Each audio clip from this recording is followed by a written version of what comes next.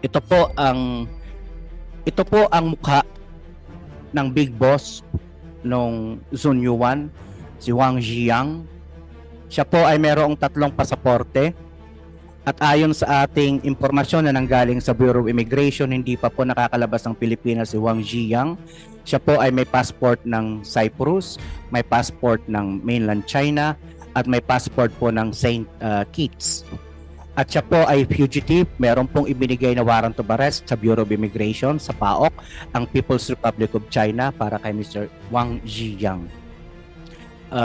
Initially po, sa pakikipagtulungan ng ating intelligence community, natukoy po natin kung nasaan po siya. Yun nga lamang, napakahirap po niya talagang matunton sapagkat ayon sa ating mga sources, siya po ay gumagamit ng helicopter sa pag-iikot para makatakas. Paano ba? Yes. Itong photo ay pwedeng magmukhang black din. Ito ba ang chopper nyo? Kung itim ito tapos may pink stripe, ito ba yung chopper nyo dati? Opo, Your Honor. Yan po yung chopper ko po dati. Paano ba? Hawak niya is 4 na passport. Isa dyan is 3 passports. Isa dyan is Cyprus passport, no?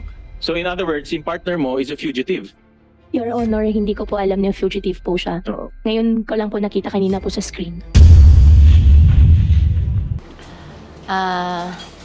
Paano ba? Merong mga dokumento tayo nakita na di umano ay may koneksyon ang kasalukuyang local chief executive ng Bamban sa operasyon ng Zunyuan at yung dating operasyon ng Hongsheng. Ang ating SILG ay nagtalaga ng isang task force kung ano nga ba ang pananagutan kung meron man ang naturang chief executive ng Bamban.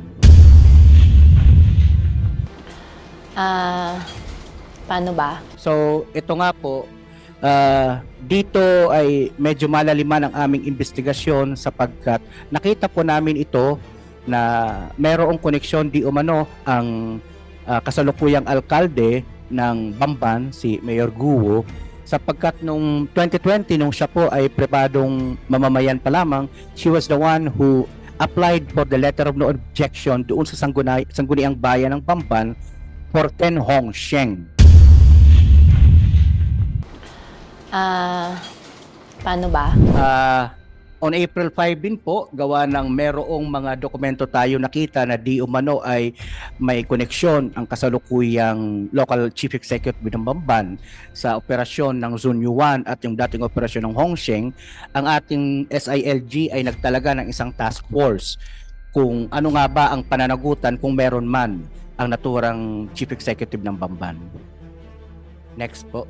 Ito po yung kasalukuyang isinasagawa pa namin. Marami ho kaming nakita mga nakakalungkot na mga bagay-bagay sapagkat itong mga korporasyon po na ito po ay mga kanseladong mga pogo. Pero sa aming document examination, exploitation sa loob ng Zunyuan, napakarami hong dokumento nagpapatunay na sila ay patuloy na nag-operate sa loob ng Baofu despite the fact that they were cancelled. Katulad po yung number 4, Skycall. Kung hindi kami nagkakamali, yan po ay kansilado ng PAGCOR as early as 2020 or 2021, no? But despite their cancellation, so many documents including telephone bills in the name of Skycall were found in Baofu dating up until 2023. So kung meron kang telephone bill up until 2023, your guess is as good as mine. Yung mga sasakyan din po ng Skycall, meron po tayong 6 na natagpuan sa loob ng Baofu. Kung hindi po sila nag-exist, kung sila po ay nag-cease ng operation, nagkansela ng operasyon, bakit yung kanilang 6 na sasakyan ay nasa loob ng Baofu compound nung na-raid po natin? Next slide po. So Matanong lang, po, Doctor, yes, dahil nabanggit nyo na yung mga sasakyan. So, gaya ng nabanggit nyo, may several vehicles registered sa pangalan ng Skycall Technologies na hanap sa loob ng Baofu compound ng raid ninyo. So, well, batay sa research, no, ano ba yung relasyon ng Skycall Technologies at saka Baofu? At this point, we have nothing definite yet. But what we could say at this point is, doon nila inilalagak yung kanilang mga sasakyan. So, pwedeng napaka-social naman po ng kanilang parking area. Nasa mga villas po yung parking areas ng Skycall. Please proceed. Yes, ma'am. So, ito nga po, dito ay medyo malaliman ang aming investigasyon sapagkat nakita po namin ito na mayroong koneksyon di umano ang kasalukuyang alkalde ng Bamban, si Mayor Guo, sapagkat nung 2020, nung siya po ay pribadong mamamayan pa lamang, she was the one who applied for the letter of no objection doon sa sangguniang bayan ng Bamban for 10 Hongsheng. May mga dokumento ho tayong nakita, kasalukuyang bahagi ng aming investigasyon na sa kabila ng pagkansila nung Hongsheng nung Pebrero nung nakaraang taon sapagkat na-raid po sila ng CIDG Central Luzon nung Pebrero nung 2023, patuloy po siyang nag-ooperate. In fact, may mga dokumento kaming nakita nakapangalan sa Hongsheng na sinisingil pa po siya ng kanilang mga PLDT, ng kanilang mga smart bills and so on and so forth up until November of 2023. Kung ikaw ay nakansilan noong Pebrero, bakit patuloy ka nag-ooperate hanggang nagbabayad ng mga bills up until 2023 November? Sino pong sinisingil? Hongsheng as a company o particular na tao? Si Mr. Walter Wong Long, nakapangalan sa kanya Hongsheng Gaming Corporation. Tuloy po natin. So ayan nga po, no? Some of the documents that we found are in the name of these companies po. Napakarami ho nating dokumento. Kahong-kahong dokumento po ang nakuha natin na bahagi ngayon ng ebidensya na magdidiin sa ilang mga korporasyon na di umano'y mga kanselado na. Pero bakit marami pa silang mga dokumento at mga utilities na sinisingil up until 2023 sa loob ng Bauhu. Next po. So ito po yung ito po yung nakuha nating articles of certificate of registration sa SEC ng ng Hongsheng Gaming tsaka ng Bauhu Land Development. Next po.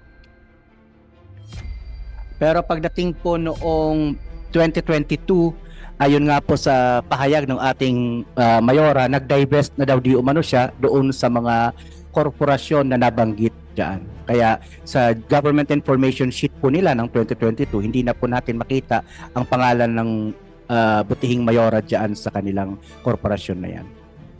Tuloy po. Pero up until June 2022 po, meron pa pong nakita kami mga dokumento ng paniningil sa nagngangalang isang Miss Alice Leal Guo na di umanong kumakatawan sa Bauhu Land Development Corporation. Sinisingil po siya ng Arison. If I'm not mistaken, this is for housekeeping or maintenance company. Next po. So di umano ay nag-divest na sila mula dun sa kumpanya pero nagbabayad pa rin ng ilang mga billings. Yes, ma'am. Ng kumpanyang iyon din. Yes, Madam Chair. So ito po ang aming ikinagulat sapagkat noong 14th of March, kami po ay inabutan ng Tarelco ng isang notice na kami na ang compound ay nagkakautang ng kung hindi bababang 14 million po yata. So ilang milyong pagkakautang at nakapangalan po mismo kay Mayor Alice Guo ng Pandan, Bamban. So diyan na po kami nagsimulang maghukay nung nakita po namin ang dokumentong yan. At isa nga po sa produkto ng aming paghuhukay ay meron kaming nakitang isang sasakyan sa loob na nakapangalan sa isang nagngangalang Alice L. Guo na isang limited edition na Ford Expedition yata kung di ako nagkakamali. So ito pong may nakita rin po kami, ito naman po yung mga open cases, no? So maaring ito yung mga indikasyon ng hindi pagbabayad ng income tax return para sa ilang mga empleyado ng Hongsheng, ng Zunyuan at maging ng Bauhu Land Development Corporation. Ang mas mainam po makasagot po niyan ay ang Bureau of Internal Revenue. Next po. Ito po ang mukha ng big boss nung Zunyuan, si Wang Jiang. Siya po ay mayroong 3 pasaporte. At ayon sa ating impormasyon na nanggaling sa Bureau of Immigration, hindi pa po nakakalabas ng Pilipinas si Wang Ziyang. Siya po ay may passport ng Cyprus, may passport ng mainland China, at may passport po ng St. Kitts. At siya po ay fugitive. Meron pong ibinigay na warrant of arrest sa Bureau of Immigration sa PAOK, ang People's Republic of China, para kay Mr. Wang Ziyang. Initially po, sa pakikipagtulungan ng ating intelligence community, natukoy po natin kung nasaan po siya. Yun nga lamang, napakahirap po niya talagang matunton sapagkat ayon sa ating mga sources, siya po ay gumagamit ng helicopter sa pag-iikot para makatakas. Tinignan ko kasi itong incorporation papers ninyo, and then meron isang Wang Ziyang, one of the incorporators na interestingly Cypriot, no? From Cyprus. No? Yung incorporation papers kanina. No, so na-curious ako kasi Chinese sounding name pero Cypriot yung kanyang nationality, no? Saan ba 'yun? There. Yan. So one of your partners is Wang Ziyang, na Cypriot yung kanyang nationality. And I saw kanina in the presentation ng PAOK, si Wang Ziyang is a fugitive. No, can we flash that yung sa PAOK? Yan. No, na sabi rin kanina ni Dr. Casio is also, hawak niya is 4 na passport. Isa dyan is 3 passports. Isa dyan is a Cyprus passport, no? So in other words, yung partner mo is a fugitive. Your Honor, hindi ko po alam na fugitive po siya. Oo. Ngayon ko lang po nakita kanina po sa screen. Okay. But this puts you in direct link and direct business, doing business with a fugitive. Your Honor, hindi ko po alam na fugitive po siya. Okay. Ngayon ma'am, may ipa-flash po akong helicopter, RP-C1902 na kulay metallic gray. Sa inyo po ba ito? Metallic gray po, hindi po. So may chopper kayong ibang kulay.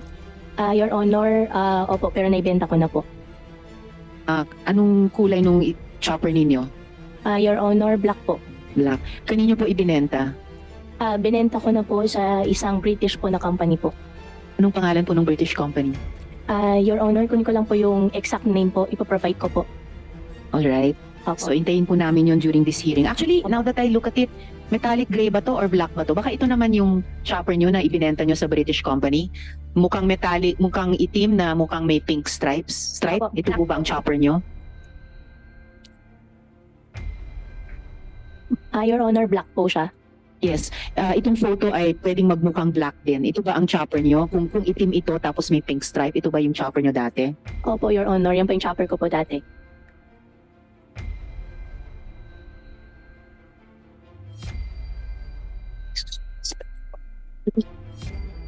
Akala ko po, sabi nyo kanina, lalo na ngayon post-COVID, mababa ang kita sa hog racing kasi unstable, fluctuating ang prices dahil sa African swine flu. Pero nakabili kayo noon ng chopper? Opo, Your Honor, before pandemic po. So anong taon nyo ibinili yung dati yung chopper? Kung maalala ko po, Your Honor, bago po 2018 po.